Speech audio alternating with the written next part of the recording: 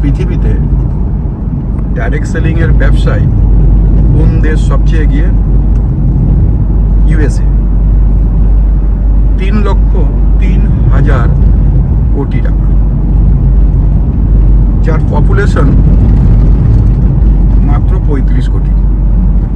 আর আমরা ভারতীয়রা এই ব্যবসাটা নিয়ে এখনো সচেতন নই। ভারতবর্ষে ডাইরেক্ট সেলিংয়ের মার্কেট মাত্র 28,000 কোটি, যেখানে ভারতবর্ষের পপুলেশন 140 কোটির উপরে।